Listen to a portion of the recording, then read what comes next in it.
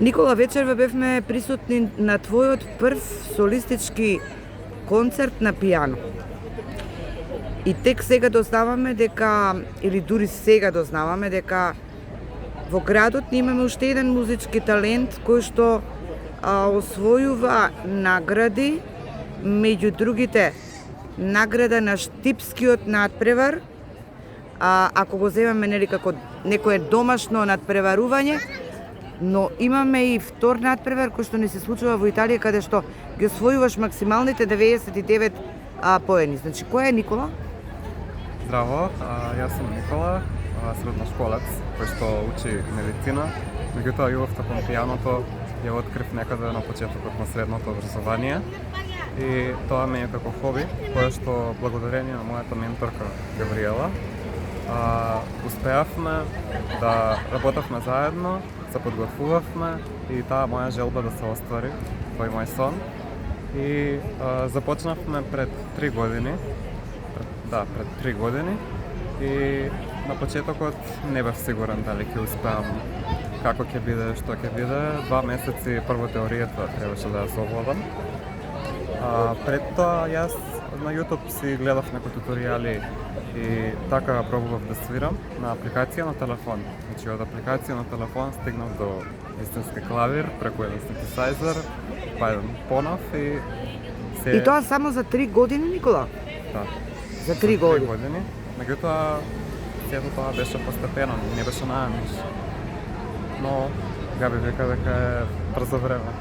И мене ми е многу мило што учествував и на надпревари, значи да не е покрај хоби, имавме и учество на надпревари. Тој во Штип беше во живо, физичко присуство, а тој во Италија беше онлайн.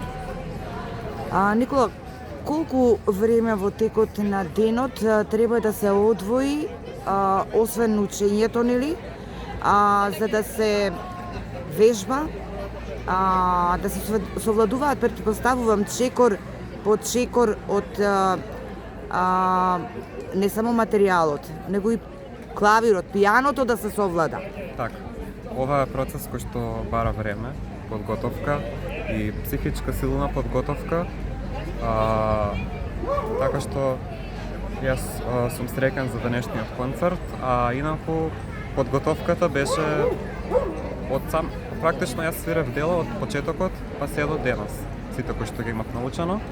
Во текот на денот, час до 2 секој ден поминувам, дури и повеќе. Сега со обврските од училиште и други активности, колку имам време, колку што можам, се трудам да свирам. А инаку професионалните пијанисти по 8 и 10 сати вежбаат, така што значително време треба. Ќе ги стигнеш? Се надевам. Може еден ден да се оствари овој сон.